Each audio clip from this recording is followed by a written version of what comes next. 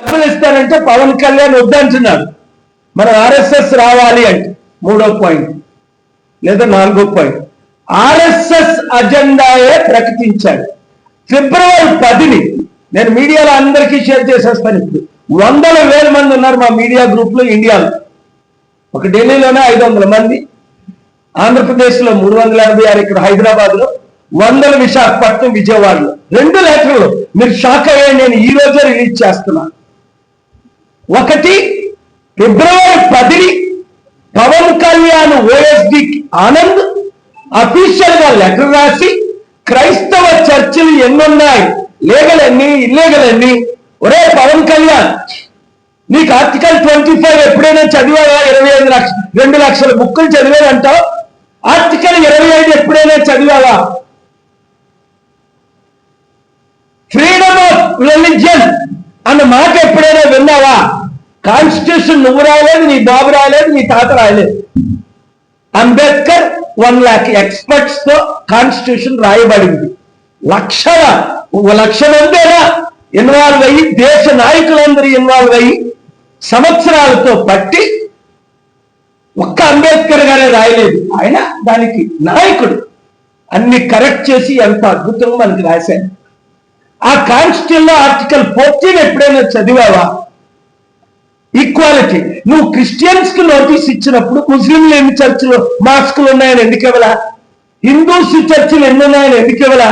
అప్పుడు కేసీఆర్ గారు ఆ మాట అన్నాడు, ఎక్కడ ఇల్లీగల్ కాదు, మందిరమైనా చర్చ్ అయినా మాస్క్ అయినా నడి రోడ్లు కడితే అన్ని తీసేస్తామని. నేర్చుకో. చర్చిలకో పాలసీ, మందిరాలకో పాలసీ, మాస్కులకు ఒక పాలసీయా? వెంటనే ఈ మధ్య నేను ఎందుకు ఎక్కువ వాళ్ళు తిడుతున్నానని మీరు అనుకుంటున్నావే, తాట తీస్తాను అన్నాడు, బట్టలు ఇప్పి కొడతాను అన్నాడు. ఆ లాంగ్వేజ్ ఎవరైనా నేను ఎప్పుడైనా వాడానా? బట్టలు ఇప్పి నవ్వు మీద నడిపిస్తా. అది మీకు మణిపూర్ లో చేశారు అమ్మాయికి.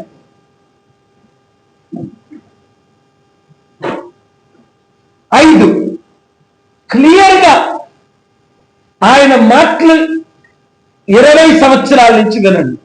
మా నాన్న కమ్యూనిస్టు, ఉమ్మడి కమ్యూనిస్టులకు లీడర్.